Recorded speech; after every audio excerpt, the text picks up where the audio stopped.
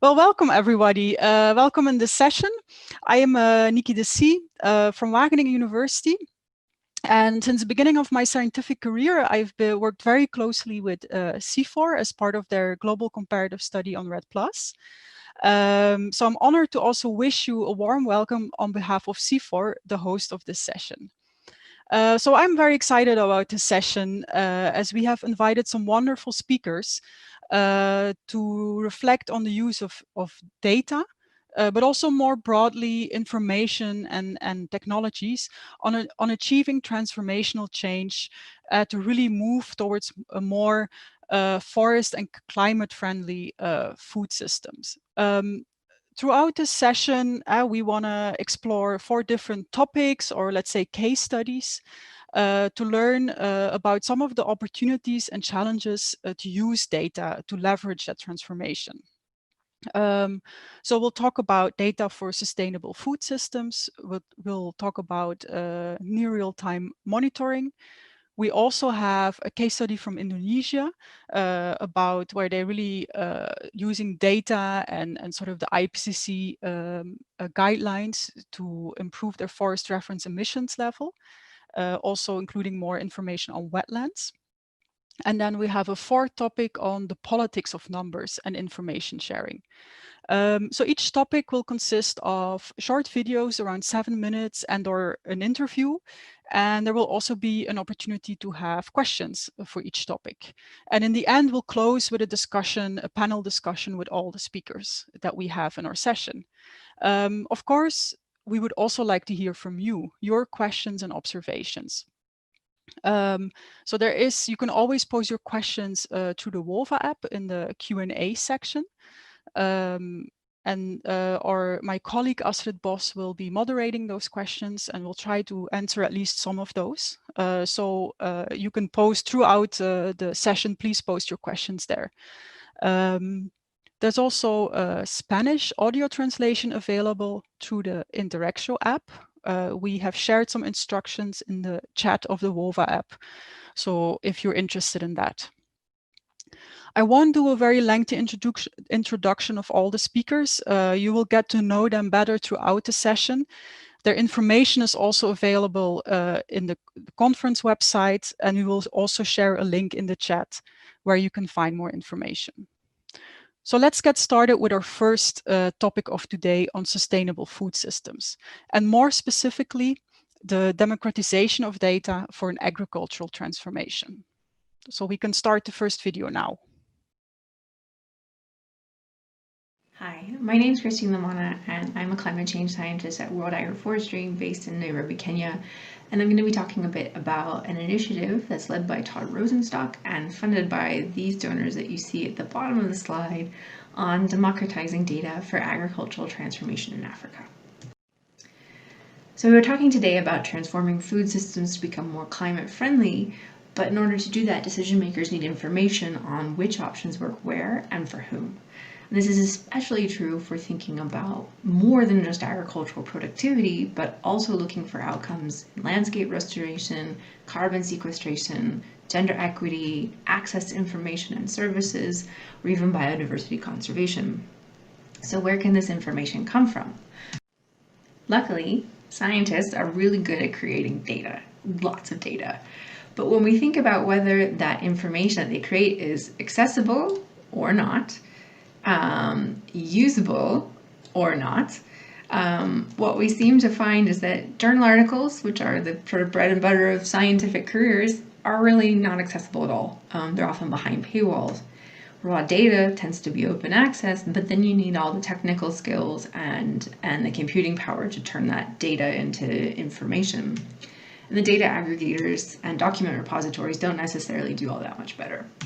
So what we have is a huge amount of data and information, but it's sitting here where it's not accessible and not usable by the decision makers, policy makers, community leaders, NGOs, and other people that could actually use it. So how do we move that data information from this quadrant to this one, where it's actually working for the people who could use it? And that was really the impetus for us to develop ERA, or Evidence for Resilient Agriculture. Now, this is a systematic review of the ability of agricultural technologies to deliver on productivity, resilience, and mitigation outcomes to allow evidence-based decision-making for very diverse users. And developing it was a bit of an odyssey, and so in the next minute or two, I'll take you on that odyssey. So it's a systematic review, which means we searched the peer-reviewed literature for keywords that we thought were important for agricultural transformation and climate change adaptation and mitigation. After lots of screening and criteria, we ended up with a pool of over 6,000 papers that we've worked on extracting data from. It's over 1,400 papers in Africa specifically, and over 75,000 data points and counting. There were some challenges to overcome in order to go from all this raw data into usable information, and one was that there's lots of technologies that could be adaptive or transformative in Africa.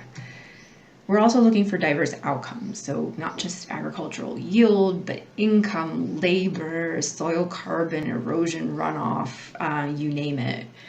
And we also have very diverse different users who might be thinking at a community scale, or they might be thinking at national planning scales.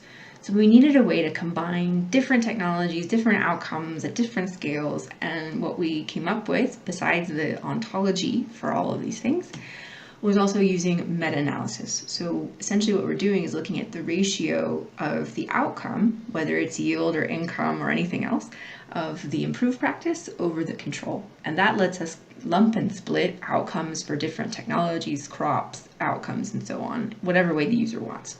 ERA? Well, if we look under the hood, what you're looking at here is a map of Africa, and each red dot is the location of a study in the database. You can see some hot spots here in East Africa and also in Nigeria, but then we have these big data deserts where there's very little information at all.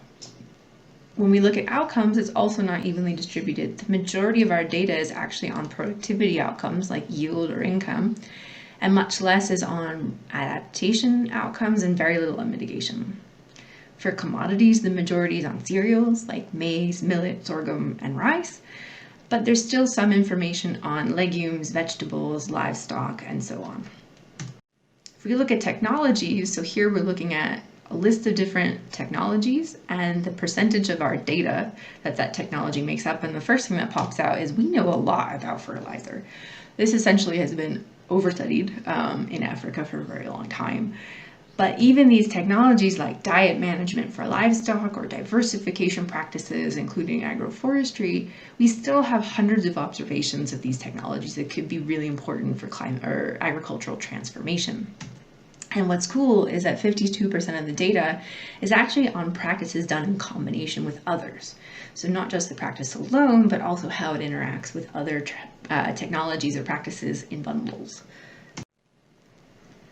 So that's what's in there. So now how do we put it to work to actually answer questions that people have? One of the questions we've been working on is how do we predict how these options will perform in places where they've never been tried, so in novel contexts. So we can look at this diverse data that we have with those spatial locations and correlate that performance, whether it's a positive or a negative outcome, with the context. So the climate, the soils, the agroecology, even the social context. And that lets us predict the potential suitability of a technology in a place that's never been tried. Well, this is especially important in those data deserts we were mentioning earlier, one example being northern Uganda, where because of conflict, they don't have any primary research that's been done on the ground in the last few decades. We've also been working on informing large-scale development investments using data to look at how the different potential investment packages might perform both with and without climate risks. And this has been done with the World Bank in 5 countries now in West Africa. And we've also been working at subnational scale here in Kenya, helping decision makers in the counties look at their specific context with data to make climate adaptation plans for the agriculture sector. And Veronica and Detu will tell you a bit more about this in a minute. So are we there yet? Have we moved all this information over into the usable and accessible category? Well, probably not, but hopefully we've made some progress, and we'd like you to see for yourselves. So you can go to the website, check it out, play with the data. There's visualizations and a lot of things to look at. And please give us your feedback, because the database only works if it's working for you. So thanks so much. Let me unmute myself. Thank you very much, Christine. I want to invite now Veronica and Datu, head of the climate change unit of the Ministry of Agriculture in Kenya. Veronica, please tell us a little bit about yourself, and can you tell us how and with what aim you use this ERA database or tools in Kenya? Thank you, Nikki. And good afternoon, everybody.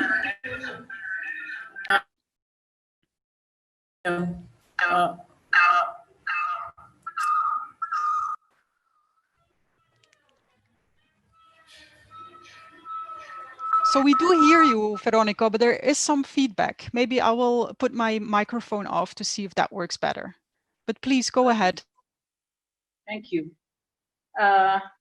Sorry, I was saying that in Kenya, we used this data when we were, sorry, my name is Veronica Ndetu.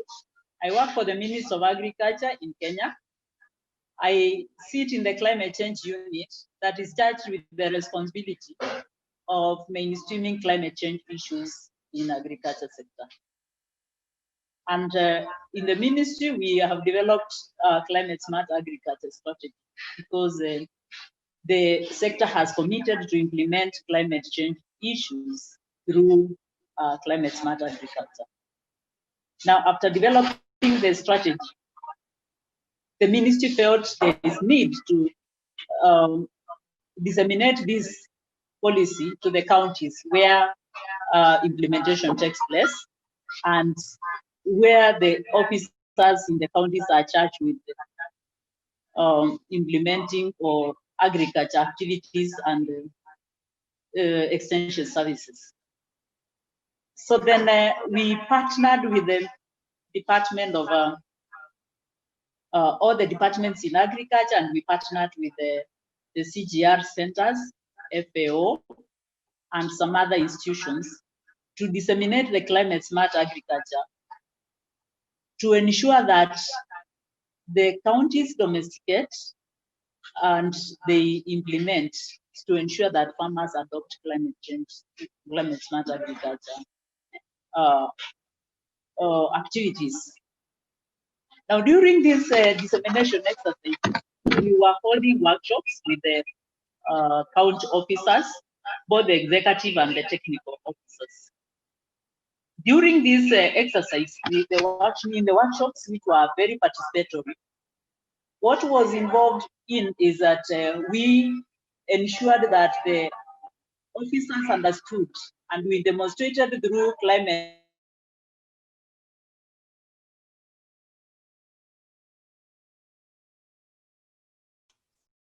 So now you're falling away a little bit, Veronica. Could you repeat the last thing you said?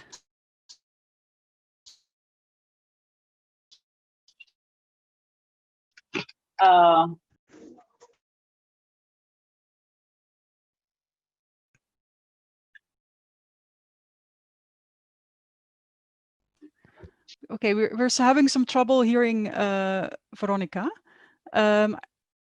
So what I understood is that you used this knowledge that came from the ERA database to really implement agricultural practices also at the county level, right? For adaptation plans. And so what would you say very shortly is the sort of one of the biggest lesson learned from that experience, or one of the challenges? What we learned from this experience is that there is need for continual enhancement of appropriate capacity, especially for the people that interact with the farmers. And there is also need for collaboration between the different players, the researchers, the policymakers, and the extension services providers. Because we need to have platforms to create awareness, and we also need platforms whereby we can be having sharing understanding of the findings, what success looks like, getting evidence for options, and then choosing the right options to enable the field workers to choose the right for their and their landscapes. So that is those are some of the things we learned, and we also need that learn that we need to define data need and develop tools for data presentation, and also easy access and used by the policymakers and service providers. Thank you. Thank you very much for that. I also want to invite Christine to join with her video. I, at the moment, don't see any questions popping up from the audience. So please, people watching, feel free to pose your questions. But I do have a question maybe for the both of you. So also when you think about changing, really transforming the agricultural sector, so is there still specific data or something that is missing to really develop long-term strategies towards more sustainability? I saw also from your presentation, Christine, that there's a little bit of a disbalance in the data that's or the kind of things that are being researched. So I would like shortly to hear your reflections on that from both of you. So maybe Christine can start.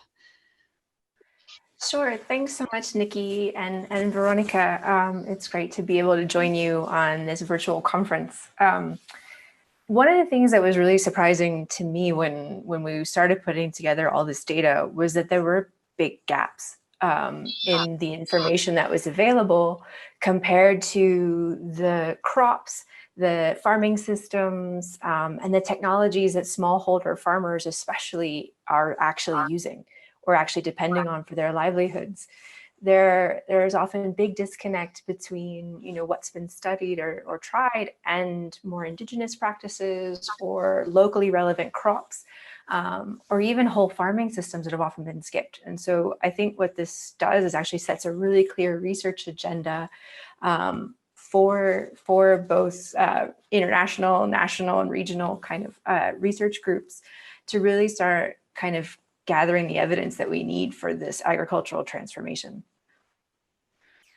Oh, that's very interesting, because now a question came in and asking what are the most important steps to start solving this data desert. But I think you already kind of answered that, right? That you just really, already identifying them as a first step and really focusing more attention on closing some of these gaps when it comes to crops or systems. So Veronica, from your perspective, do you have anything to add on that? Sort of what still the data needs are for making, more long-term plans? Yes, thank you. What we observe is that there is great need for data and information, and especially on future scenarios and the current climate change scenarios, because we need to understand, or the actors need to understand, the impacts and vulnerabilities of the agriculture in the country, We also need to look at the enabling.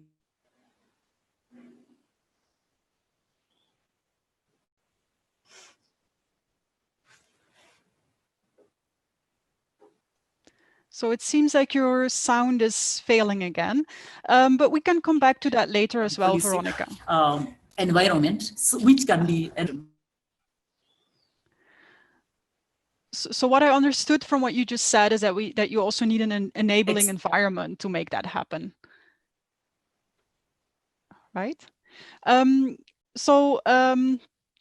So your sound is falling away now a little bit. So I suggest that we move on to the next topic already. Yeah, we just have a short time now. We'll come back also to some of these topics in the panel discussion. So if you could just turn off your video again and mute yourself, then we can move on. Great, thanks a lot. I think it was already very interesting. So our next topic is about near real-time monitoring using satellite imagery, which is a fairly innovative technology that is, for example, used for deforestation alerts, for sustainable commodity supply chains, and for natural resource management. So we'll watch another video now. This video is a little bit longer, about 10 minutes, because we have three perspectives. We will hear from the science side, from the provider of the alerts, and we also have a wonderful example of an operational system that the government of Peru uses for their protected area. So please start the next video. Hello, and my name is Martin Harold. I'm from Wageningen University in Research. I'd like to kick off that part of the session to talk a bit about evolving technologies and their usefulness for sustainable supply chains. Sustainable supply chain, of course, we're trying to solve environmental issues along with providing important goods and services. And we have, to really do that, quite differentiated observation needs, and they're quite similar to the policy cycle. So we have to first understand the problem. We know that tropical deforestation is an issue. It's driven by also agriculture expansion and commodity expansion. We have identified that managing these supply chains more sustainably with zero deforestation pledges, and for example, we can actually do something about it. And then we would like to implement that. And for that, we need to know whether all the stakeholders have the required information. Is the information that's needed on the ground to do the right things? Is it really available? How can we signal conflicts to resolve them and things like that? And of course, we regularly want to evaluate. So how are we doing? Is deforestation really going down? Or is it actually the right approach overall? So are we doing the right things? And so I would like to give you one example on how such new technologies can help us to do exactly that. And I'm going to show you a landscape in Indonesia where there's oil palm, tropical forest. You see in green a lot of oil palm, and this is a radar satellite from the European Commission, Sentinel-1. The radar looks through clouds, which give us the opportunity to get quite frequent observations. So we're looking at weekly data, and everything in red is basically new clearings. These clearings happen a lot in existing oil palm plantations, which is basically plantation management. But occasionally we also see that clearing is happening in natural forests next to plantations, and that's what's signaled here in the red color. So this is actually, in terms of sustainable supply chain management, some unwanted changes. And having information about these changes quickly, so on a weekly basis, having it openly, so available to all stakeholders, ranging from the supply chain company, the local land manager, civil society as a whole, the consumers, as much as other local stakeholders, is very important, so something can be done about it. And that is a good example where we see, okay, we have understood the problem, but really for implementation, so doing the right things, we have information that's actionable because it's timely, it's very accurate to provide to the local level, and we can basically do that globally. These systems work globally, but with local relevance. And that's where we have a nice example on how we can really make sustainable supply chain monitoring a reality.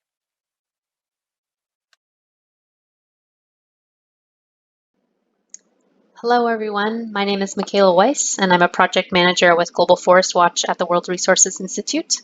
And I'm going to talk to you today about my experience working with Global Forest Watch and providing near real-time deforestation alerts, and also as part of a case study to try and understand how users in Peru make use of this information. So first of all, for those of you that aren't aware, Global Forest Watch is a free online platform that provides information based on satellite information about where forests are changing around the world. And in recent years, we've been focusing especially on near real-time alerts that show where change has happened as quickly as possible. In our work, we've seen that there's generally a workflow of how this information is used and followed up on. First, an institution like Wageningen University or University of Maryland is actually doing analysis of satellite imagery to detect where deforestation might be happening. And then Global Forest Watch comes in really in the second part of making those alerts available to download and view and analyze so that people can really get a sense of what's happening in their area. And then the third and fourth steps are really happening more on the ground, right? So in the third, having some kind of response to document the deforestation, whether that's a field visit or talking to local people or using high-resolution satellite imagery. And then the eventual goal is to have some kind of an outcome, right, of the alert driving to authorities or having some kind of public information about what's happening in a particular area. In our work, we've seen that there are a number of different users of these near real-time deforestation alert systems. Everything from understanding or protecting protected areas and other federal lands, to indigenous territories, to private company land holdings, and also just by media and civil society trying to raise awareness about recent deforestation. So I'll give you just a couple of quick examples. This is a community that I've worked with quite a bit in Peru, along with our partners at the Rainforest Foundation US, that are following up on deforestation alerts within their territory, and then documenting what's going on and presenting formal legal complaints to the local authorities.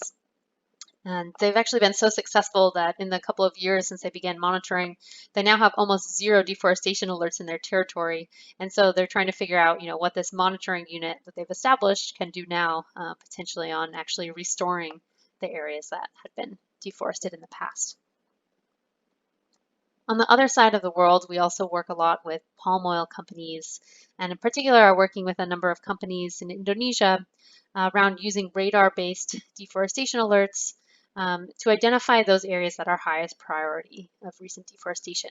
So whether they're overlapping with protected areas or peat or somewhere in the palm oil supply chain, we have a whole protocol for how there is a response generally involving sending the agricultural extension workers to document what's happening, and a process to ensure that the proper action gets taken by law enforcement and that those areas that have been deforested don't end up as part of palm oil supply chains.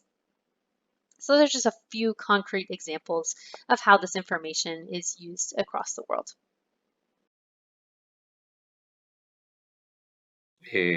Mi nombre es Marco Arenas y me acompaña Martín Reategui.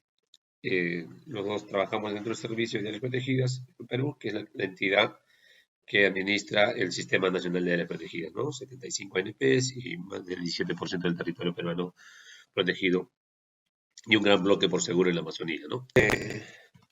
Vamos a empezar con este esfuerzo que es el motor que nos trae a esta reunión, que es el trabajo conjunto que desarrollamos con WRI y otras organizaciones, ¿no? Y es el uso de estas herramientas como el Global Forest Watch para tener alerta de deforestación en este nuevo contexto que tenemos en el Perú desde la vigilancia remota, ¿no?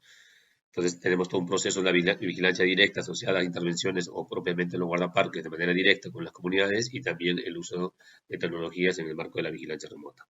Entonces es importante este tipo de información, sobre todo que sea de prácticas y de fácil uso, y el idioma es básico, más aún cuando tenemos en el territorio diferentes idiomas y el español es el medio con el cual nos comunicamos con nuestros socios locales o, por ejemplo, entre guardaparques con los cuales desarrollamos, ¿no? Entonces es básico este tema, ¿no? Datos abiertos y nos permite atender muchas cosas, desde incendios hasta temas como el central asociados a la deforestación, ¿no? Y uno puede trabajar en el campo sin estar conectado, ¿no? Con estos aplicativos. Y acá les mostramos un ejercicio que hemos venido desarrollando en este esfuerzo del gobierno peruano y la oportunidad de iniciativas como de WRI para trabajar de forma conjunta. Entonces, este es un esfuerzo que desarrollamos con una comunidad en la zona de amortiguamiento del Parque Nacional Sierra del Divisor para temas, por ejemplo, como alertas por deforestación al diseñar una carretera o al construir una carretera ilegal, seguro, o otro tipo de intervenciones como los cultivos ilícitos que generan deforestación, ¿no? Entonces acá pueden ver estas imágenes y lo interesante de este esfuerzo, por ejemplo, que participan no solo el ejército, hay un representante del ejército y también un representante de la fiscalía, ¿no? Entonces con esta herramienta somos más oportunos en nuestras intervenciones y parte de este gran contexto que tenemos en esta pandemia va por ahí. Acabamos de salir de una encuesta y las necesidades en estos momentos es la necesidad de reforzar la vigilancia remota. Entonces, para ello necesitamos uso de tecnologías, o sea, información que nos dé de alertas para ser más oportunos en la intervención, ¿sí?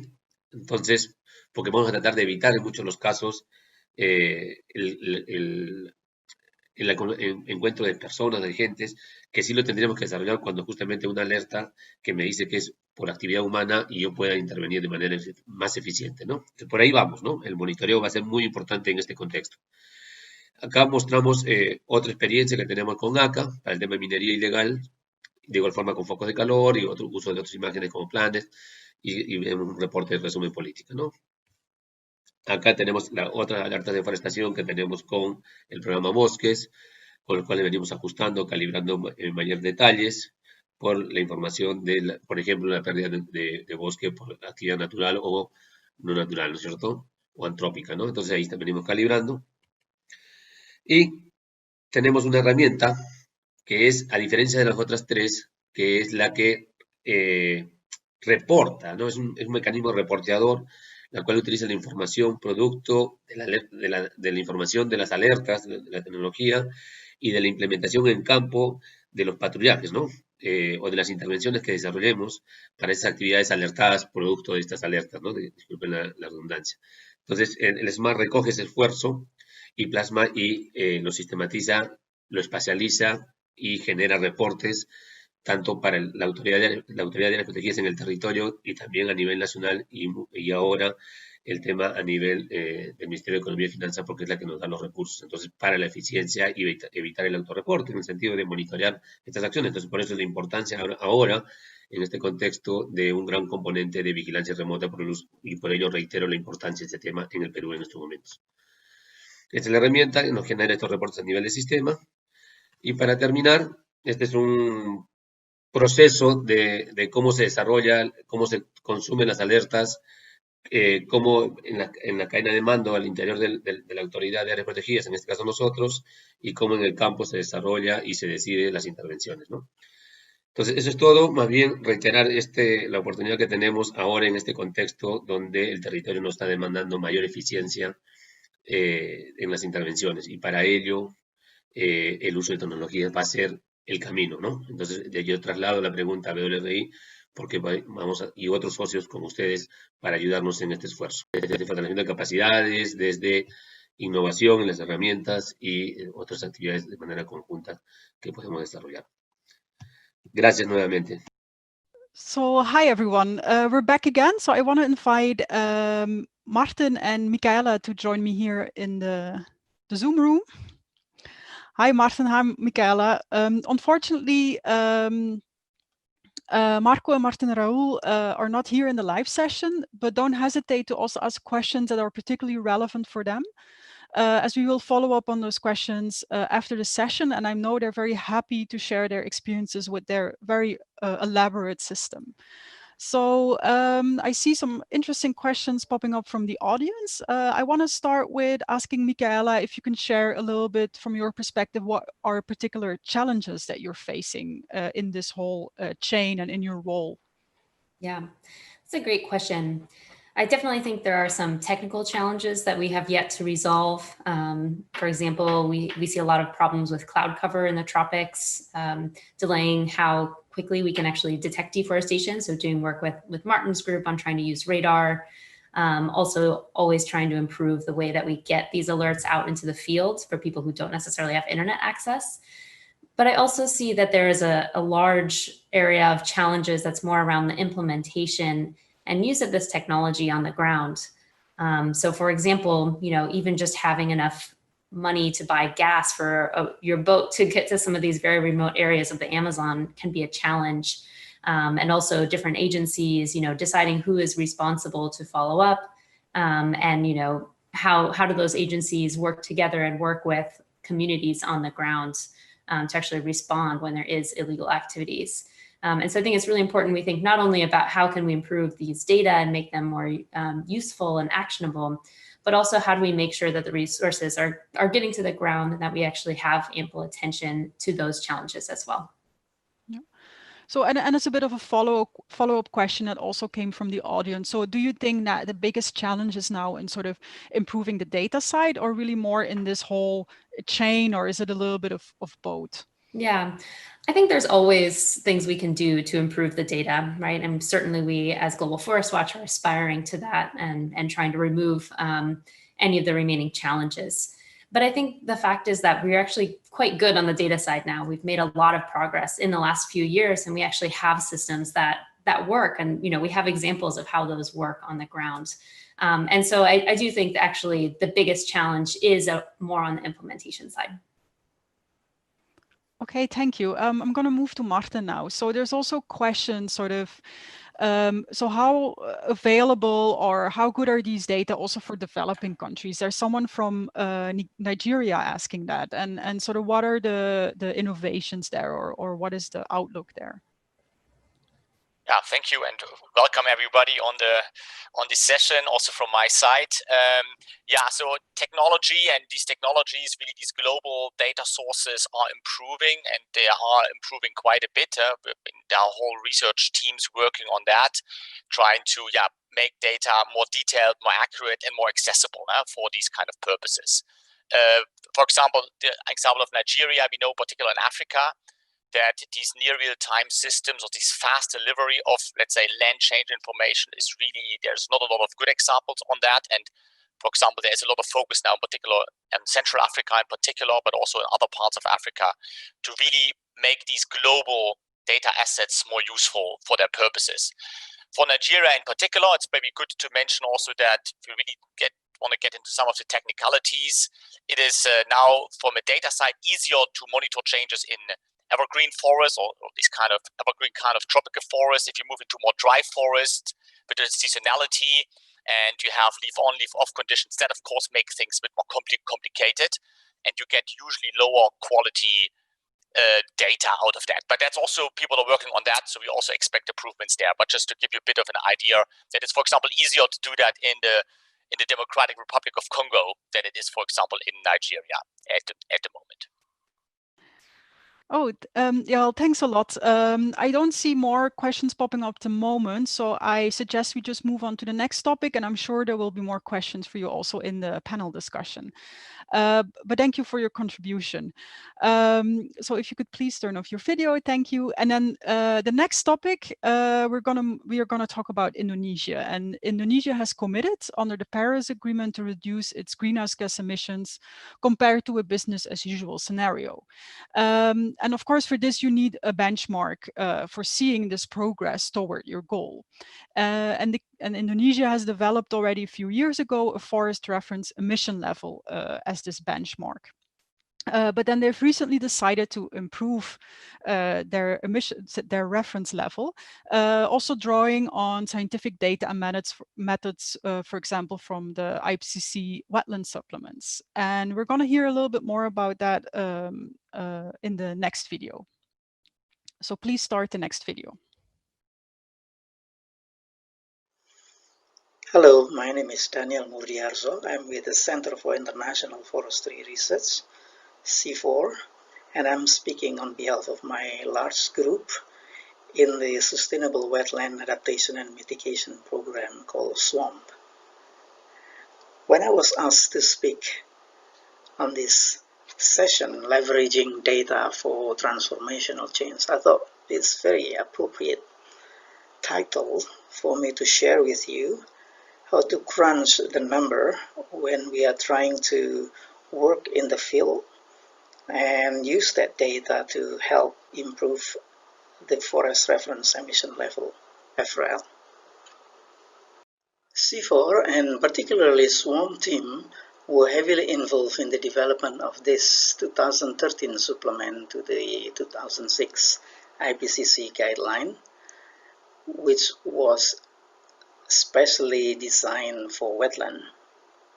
I just want to bring your attention to Chapter 2, 3, and 4 of the guidelines, which are dealing with wetland, namely peatland and mangrove.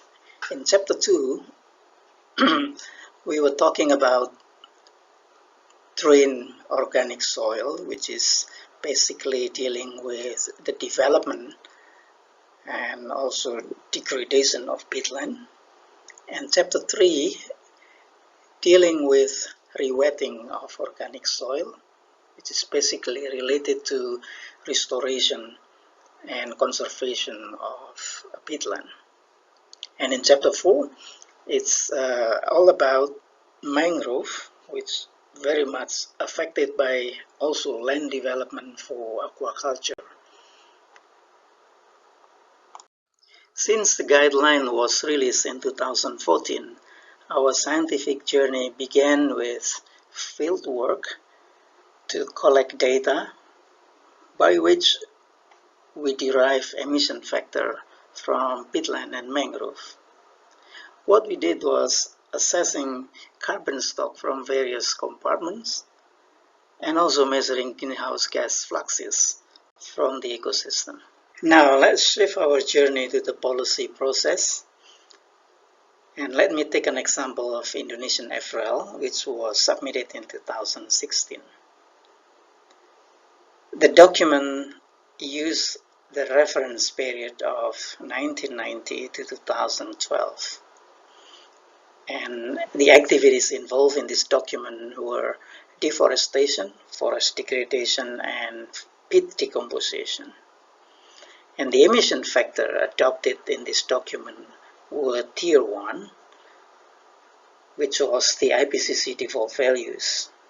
And these numbers were from the literature which was published before 2013. After having been used for almost 5 years, the FREL 2016 needs to be improved. And this is the roadmap of the improvement towards FREL 2020. Now it's the month of June. The government is preparing a number of things, including analysis of activity data and emission factors. These are new activity data and new emission factors. Those include emission factor from forests, non-forests, peat decomposition, and then peat fire, and also new activities in mangrove and wetland. So the improvement will cover a lot of ground and needs a lot of support scientifically. Towards the end of this year, there will be several processes, including consultation at national and subnational level, before the new FREL will be submitted sometime in November this year. Since wetlands are central in the improvement of FREL 2016, scientifically we can provide a number of supports, including the familiarization of the 2013 IPCC Wetlands Supplement, the diagnosis of the current FREL in terms of its transparency, accuracy, consistency, compatibility, and completeness, and analysis of the uncertainties of emission factor and activity data. Also identifying the underrepresented sources and sinks, and more importantly is providing the new emission factor and activity data. So with those in place, the government will be able to improve FREL by incorporating those new numbers. For further improvement, we can provide higher tiers, more accurate activity data, modeling numbers through greenhouse gas dynamic models. So with those things, the government will further reduce the uncertainties of greenhouse gas emission. So this is the end of our journey. Thank you for your attention. I'm happy to entertain any questions. Well, thank you, Daniel, for this introducing us a little bit to the topic. And I want to invite Belinda Margono now to join me here in the Zoom session. So if you could put on your video. Hi, Belinda, welcome in this session. Belinda Margono is from the Indonesian Ministry of Environment and Forestry, who is also involved in the improvement of the FREL. So she has also provided some background information, some additional slides that we will share in the chat right now, if you also want to look at that in the meantime or afterwards. So Belinda, can you briefly introduce yourself and your role in this improvement, and tell me a little bit about why is it so important to update this forest reference emission level? Okay, good evening. everyone. My name is Belinda Margono. I'm I'm in charge for providing information for data activity in the Ministry of Environment and Forestry, dealing with the remote sensing data set and also the field data measurement. So if the question is like why this is very important, we do have a regulation that actually at the first time we established our first FREL. It was in 2015, but it takes about a year for just to review the process.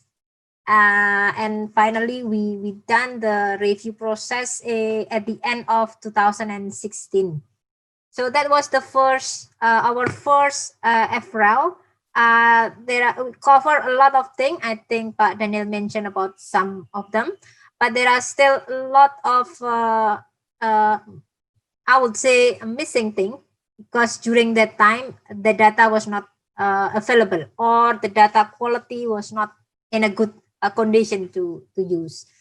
So based on our regulation, the FREL have like time limitation, like not limitation, but we try to make updated every 5 years.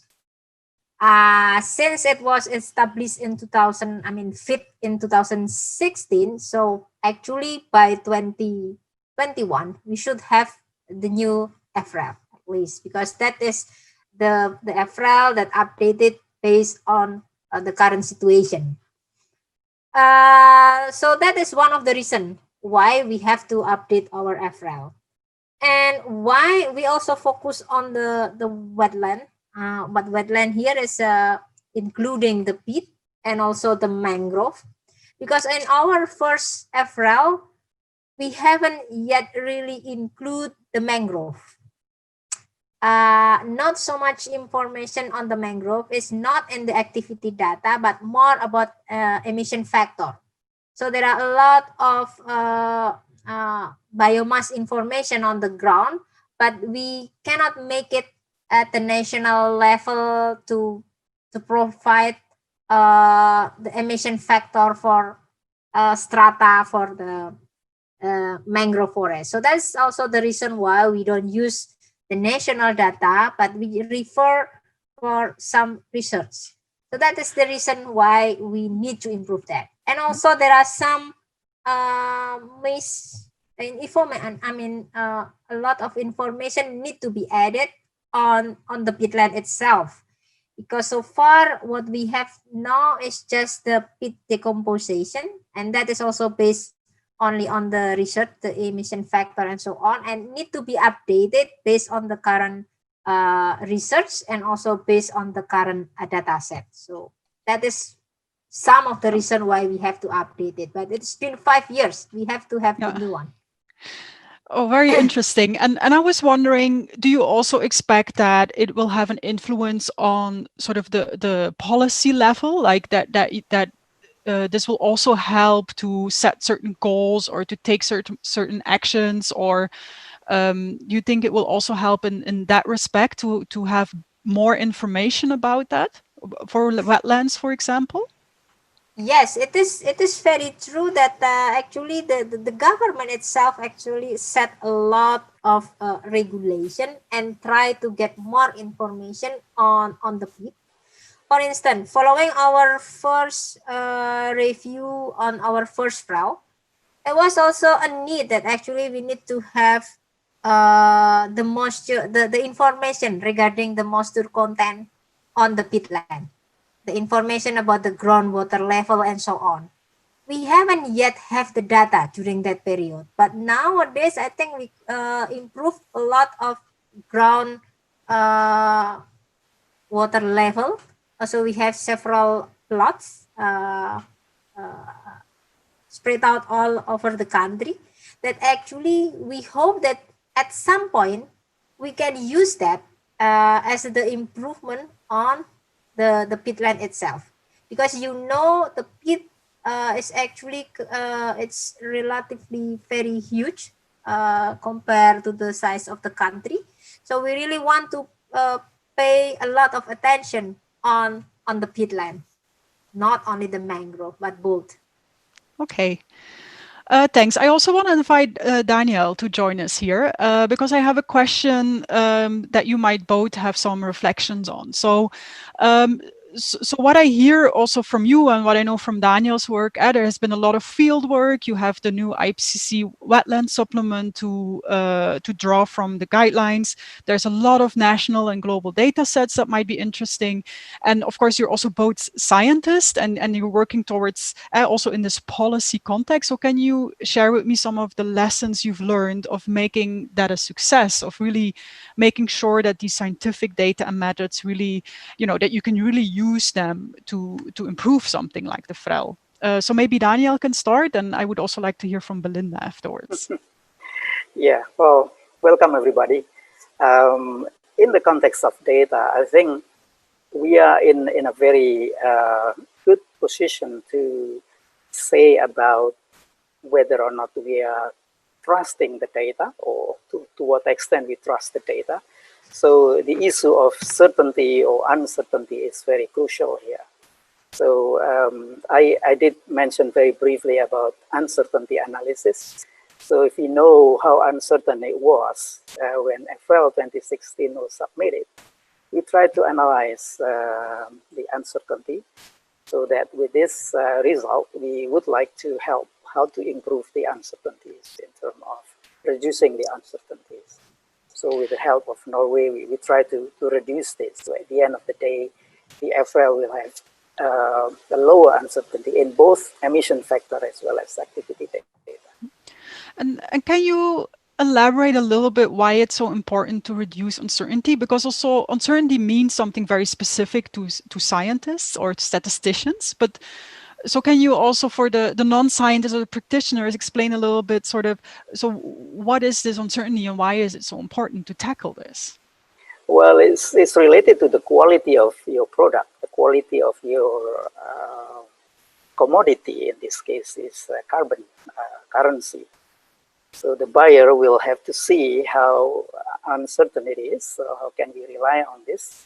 So it will be related to the price of the commodity, and I believe the buyer, or in the result, this payment, this uncertainty is very, very crucial. Okay, thank you. So Belinda, from your side, what are some of the lessons you've learned from being in the middle of that process? First of all, I would like to start that the process is actually very interesting. I think I feel so lucky that I did follow all the process from the beginning till now. But I think the first important thing we have learned is that the process of establishing the FREL is a stepwise approach.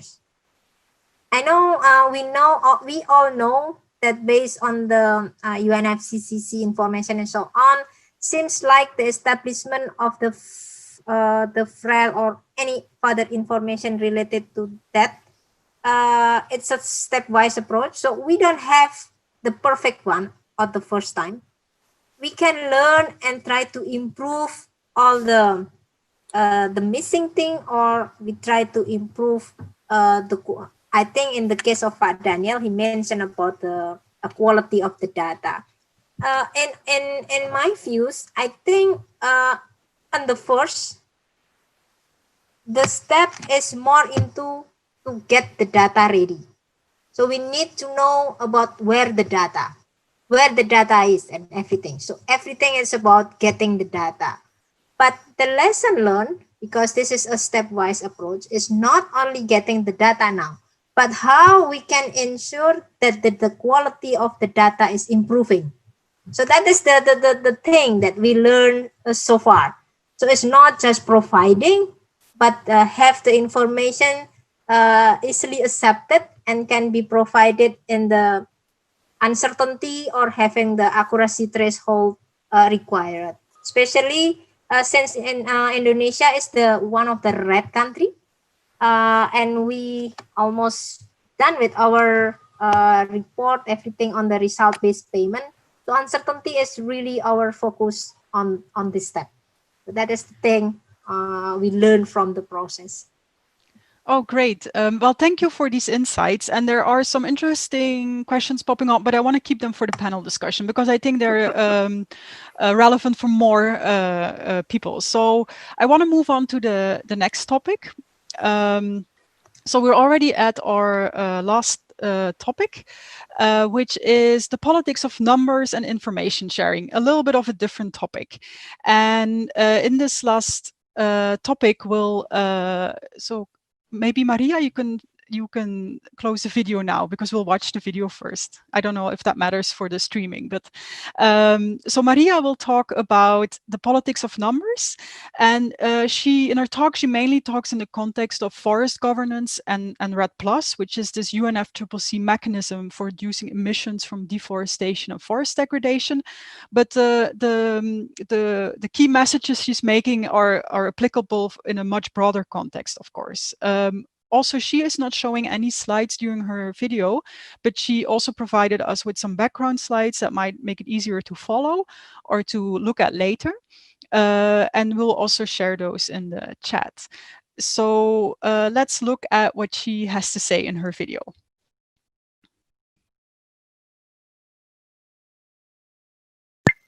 Good afternoon, everybody. Hello, my name is Maria Brockhaus, and before I even start with my talk, let me quickly say also thank you to the organizers for having me here. The talk that I will present today at this time is maybe for some of you a little bit quite of a journey. If we look back at the sessions that we had already, the talks that we have heard already, this talk here is about the politics of numbers and information sharing. And what I try to talk in my few minutes that I have here about is actually why it is so important. I want to talk about why it is so important and what makes numbers so important and why do we have to actually talk about the politics of numbers and information sharing. And one reason for that is, of course, that information is actually a currency in today's world. So facts, rather than speaking for themselves, are selected, they are interpreted, they are put into context in ways that often reflect the interests or beliefs of the information provider. And information is very much linked and finds its expressions in the ideas, in the discourses, the narratives that are promoted, in the institutions that shape our being, and of course driven very much also by the interests, as I mentioned earlier. And there are two quotes that I would like to show here that I feel are very good examples for why it is so important to consider politics when talking about numbers and facts. And one is from Robert Chambers, who pointed out that counting promotes actually the counter and demotes the counted. And the other quote I would like to highlight, a little bit adapted, I have to say, is that only what is counted counts, and who counts counts. And as Einstein pointed out, not all that counts can be actually counted. And maybe this sounds a bit like a wordplay, but these are very relevant questions. So what is counted? Who counts counts is a question, an expression of power. And in the REDD+ world, we can see that very clearly, I think, because numbers shape our worldview, quantify our world, and with that also enabling markets, economic transactions. And I think one example where how important numbers are in REDD+ and how political they are, I think the Stern report is a very good example. As we all remember at that time, as this report came out, it provided actual numbers on which policymakers then could actually act on and acknowledge the importance, communicated through numbers, of forests within the climate change mitigation agenda. And another key area, of course, is negotiating reference levels. I should have said here setting reference levels, but the reality was that this was a very political negotiated process. Last but not least, what I would like to highlight is holding accountable. So who has access to information? If you think of Indonesia's Freedom Act of Information, who can, or many other countries with their rights and lack of rights to actually hold those that make promises, states and private sector actors, companies, for zero deforestation, for avoided deforestation, who can hold them accountable, who has access to information that enables accountability and holding accountable.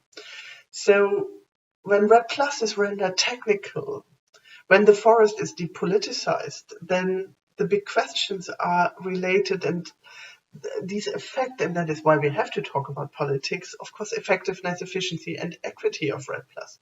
What is measured? When the focus is on smallholders while ignoring large drivers. Who measures? When we have shallow implementation because there are clashes with belief systems or habits. When it comes to equity, very important is the question of who actually then snoops, as one conference member recently said, snoops in whose backyard? Who decides what is measured? Who owns this technology? Then other political dimensions of numbers are related to who is actually blamed. That goes back to Chambers, I think quite nicely back to Chambers' quote. Who is blamed by what is actually measured? Who carries then the burden? And there are very interesting papers with Pam et al., Skutsch and Turnhout published something along these lines. Who benefits from current measurements is also a big question. And along these lines, whose interests are actually served when basically, as Peluso and Van der Geest call it, a political forest is co-produced with forest science experts and the politics, the state within. So to come to an end, since my time is running out, so I do hope that with these few minutes, at least I could spark some interest and some debate here for the coming question and answer session of why I really would very strongly argue that we have to acknowledge the politics of numbers. Not understanding power and power imbalances will have trade-offs and will bring risks throughout the RED Plus policy process, from political agenda setting to implementation, but also to evaluation of RED. And ideally, this understanding power balances, imbalances within the numbers and information in RED Plus policy should happen with science as an honest broker. And with that, I could just go on, but my time is up. But I really do hope this will spark some debate in the next minutes of this session. Thank you very, very much for listening, and talk to you all soon more.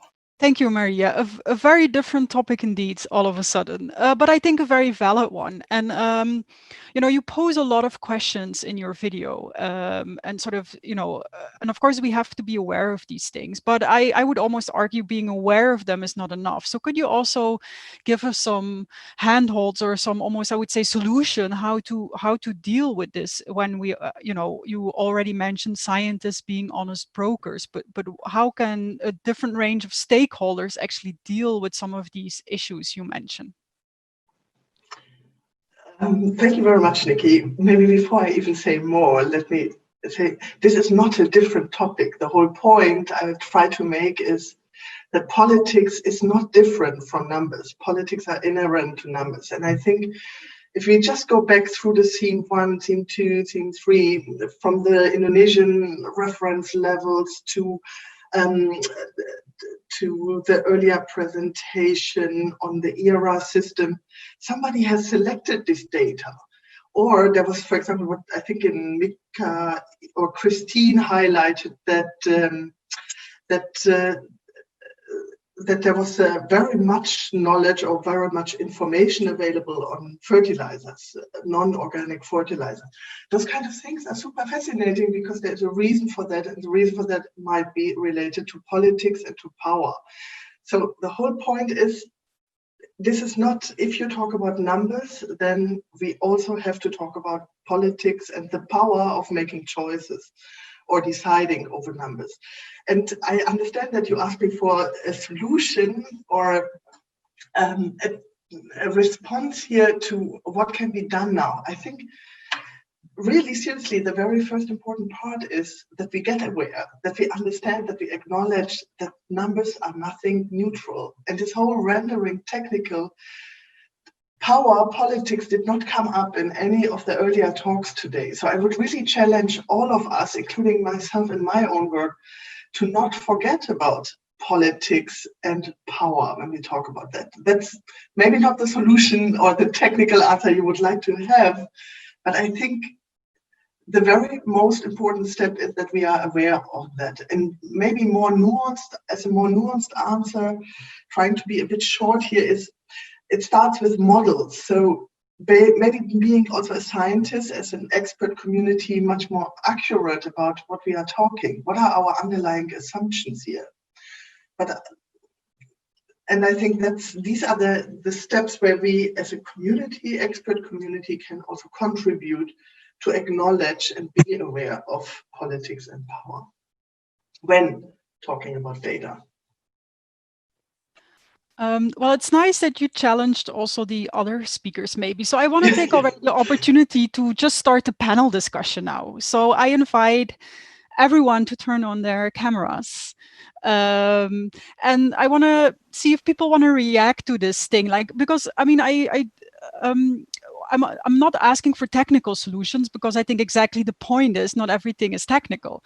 But I do sometimes think, yes, I follow your ideas, but I find it also very difficult to deal with them as a more technical person. And I can imagine I'm not the only one. And so I want to know from the other speakers here, whether it was something that they considered in the processes they just now described, or dealt with it in a certain way, or is it also very difficult to do that? So I don't know if there's somebody who likes to react on that. Yeah, Christine, go ahead. Okay, thanks so much, Maria, for a really inspiring and important talk. You have a big fan now. One thing I wanted to say, and we're in a session on data, but was also that data is only kind of one piece of evidence. And there are so many other types of evidence that are really important for decision-making and policy-making. And so one of the things that we've tried to do, a lot of it has been around developing this database and trying to make it, responsive and answer questions that people have, but then how do people actually go about using that data? So how can you combine this hard evidence that's coming from one epistemology with other ways of knowing and other sources of information, including farmers' experiences, including all the other values and factors that are going on when you have to make a national policy or a community action plan. So even though I think the data is important and enables a lot of decision making, like the example from Peru was mind-blowing to me, that people can instantly get an alert and go out to the field and have more agency over their area. But it's only one part of the puzzle. And so thanks for really highlighting that. Yeah, that's also very interesting perspective of as well, indeed. And we're also getting other questions on this. So how can we ensure that we also have, let's say, non-biased data, or at least a little bit less biased than we have sometimes, that really represents all interests, and or also be critical as, I guess, as researchers. How can we be self-critical on that? And so I don't know if anyone wants to react on that. I think Daniel, I see his hand. Yes, Maria is always challenging.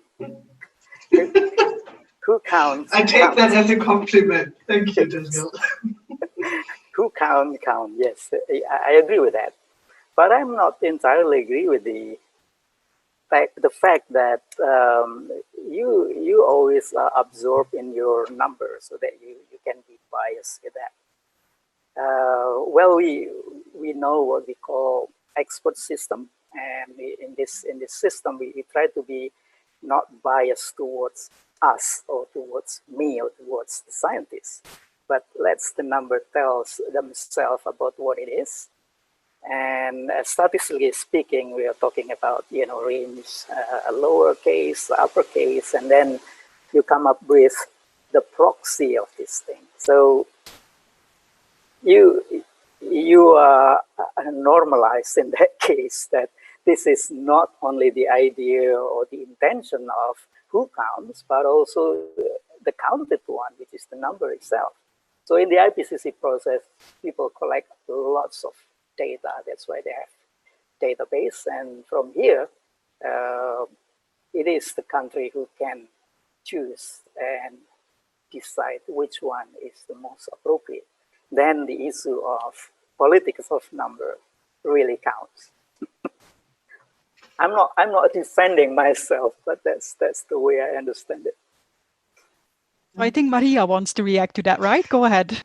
Very, very quickly, because actually both of you made very interesting points, because of course there are mechanisms in place, and I'm really to enhance quality. I think also earlier Belinda mentioned improving quality as an ambition that drives Indonesian government also. But quality is more than getting the process right. I think it's also asking the question, who has provided the initial data? And that's a little bit what I would love to have a discussion with Christine about. So we talked about bias. You mentioned the IPCC, Daniel, but my question, for example, there's some literature out there that looks at the authorship in the IPCC and looks at who actually puts this IPCC together. Who are the authors? Who are the lead authors of the different chapters? And of course, what you then have is a very North American, European bias very quickly. And again, IPCC, I think, make a lot of efforts to kind of correct these issues, because that means you don't have all perspectives. And that is simply what I'm calling for. It's this being aware that politics are everywhere. This idea of a neutral number is flawed. There is no neutral number because somebody made the decision to count this number. So that means there is already politics involved. That's my point. And sorry for jumping in and talking so much here, but I think it's important to avoid this technicalization, this idea of neutrality. If you want to deal with politics and power, step one is to be aware of it and to look for it also. No, I think one of the questions that are also raised by the audience is whether community-generated or co-produced data can be part of the solution here, and sort of is that possible to incorporate that or do that more? And I don't know if anyone wants to react on that because they've done it or because they see new ways of doing that, for example, with new technologies. So I'm also looking a little bit at the people that maybe haven't spoken yet, if they want to react, or someone else. No takers? Martin, you wanted to? I know Michaela had her hand up for a while. Ah, so sorry. Oh, I have. Oh, sorry. I don't see your hand, Michaela. I'm sorry. Just go ahead. Oh, no worries. No, I was just gonna comment, and then maybe then I can just transition into the kind of co-produced information. I really see Global Forest Watch as an interesting place because we're generally not actually producing the information ourselves. We're taking information from academic providers, and certainly there's a choice about which data sets, right, we think merits adding to the platform that we spend our time on. But I think a big part of our role also is in just advising users and trying to be as transparent as we can about what are the limitations of the data, where it works well and where it doesn't work as well. And also on what are appropriate uses and what are also not appropriate uses of that information. And so I think we are trying to think about that constantly and trying to be responsible and aware that certainly people are using this information and that has consequences in the real world. As far as the co-produced data, I'm interested to hear from Martin and others that have maybe done this more directly. Because we are a global platform, we constantly have this tension between how do we kind of take these broad global data sets, but then also make them applicable at the local level and make sure that we're taking local perspectives into account. So I would say it's something we struggle with. We don't have an answer.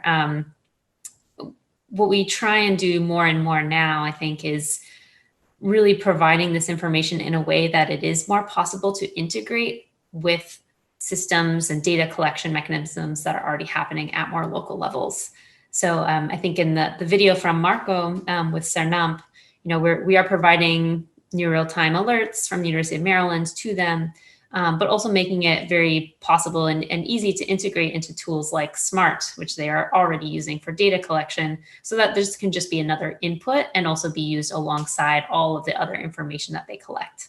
Because we definitely know that, this kind of satellite-based information is not going to solve all the problems, right? There needs to be a lot of other inputs of information and local knowledge and expertise if you're actually going to have effective use of that data. So do you want to react on that as well, Martin, or?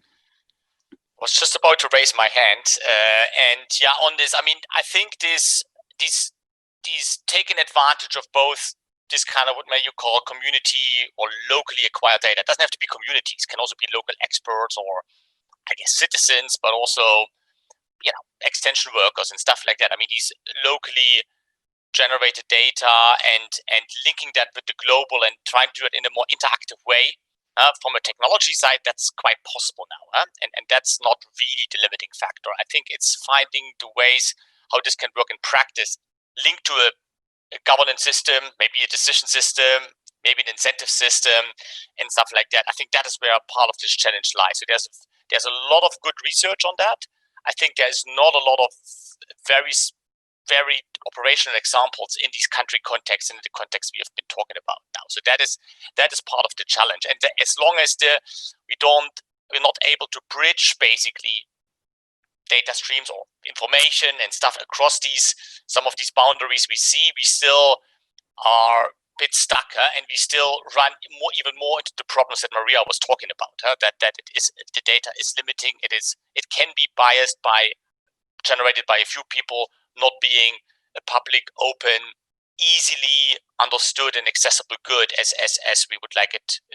As we'd like it to have, as we actually need it to deal with these, let's say, sustainable land use challenges, which involve a lot of people, a lot of stakeholders, and ideally we want everybody to have the same level of information and the same understanding to tackle a problem that we all agree is a problem together.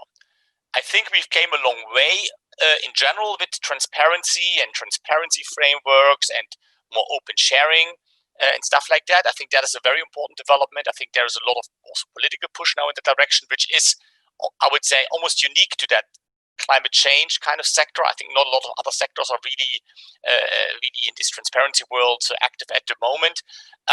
But still, I think this question on asking where the data come from, who's generated them, for what purpose, and who's using that information for what interest, and so on. That is a good question that we should always ask ourselves. So that's why also the input from Maria was very appreciated.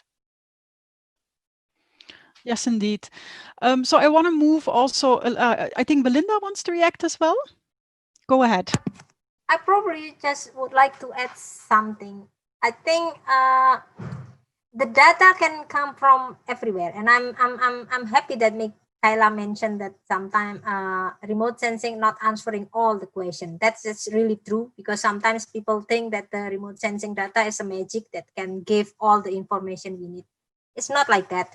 There are still a lot of lack of information generated from the remote sensing. So we have to give understanding to people, specifically people for operational, that we need to combine all the data generated from remote sensing with other data source that actually it's better collected from the ground, and it's better it was produced by the people. I probably will not use the word of a community, but could be a local people, could be the country, or could be whoever who actually live and know the area very well. Why I mentioned about this one? Because I think regarding the data, the ownership of the feeling of have the ownership of the data, of the proudness of using the data, that is also very important. I mean, if you use the data and the data is ready from somebody else and you just learn, it's different. if compare if you have your own data and you produce the data by yourself. So this is something that actually we need to count also regarding this, the position of the data. So that is the point that I need to add. Great. I think that was also exactly the direction I wanted to go in the sense that also, indeed, we can do a lot with remote sensing, with field work, but, you know, I feel sometimes that there's a certain type of data is often still missing, more related to socioeconomic, biodiversity, and maybe going a bit more towards not, okay, the forest is changing, but why is it changing? And I would almost argue that the more information you get, also coming from different sources that feel ownership over that data, I guess the more friction we're going to get as well, right? I mean, so I want to ask people as well what their opinion is about essential data that we're still missing. I also got a question from the audience, and that said, you know, if you have, you know, which essential data should be presented by every serious reforestation or agroforestry project? Or I would even keep it a bit broader, sort of what is essential data, and especially which components are we still missing? What are we not focusing on at the moment that we should focus on? So I'm not sure if who wants to start with that. Christine, go ahead. Sure. So I can kind of reiterate a bit of what Veronica was saying before she got cut off. Her connection is bad and she sends her apologies. But she was saying that for climate change planning here in Kenya, one of the key things that we need is information about what's going to happen in the future, which here is actually really challenging.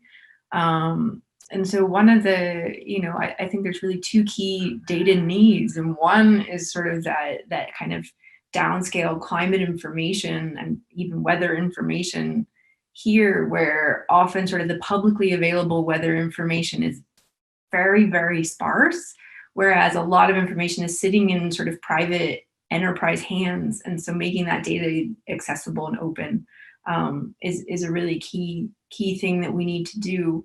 And the other is finding these adaptation options, which gets a bit to what Maria was saying about the politics of this. Is also, you know, how do we prioritize and amplify sort of the research or the innovations that are done by local people, get that information into these decision-making processes. So both sort of so what's going to happen, the climate information is key, especially in our context here in East Africa, but then also, you know, making sure that indigenous voices and locally relevant technologies get a spotlight on them as adaptation options.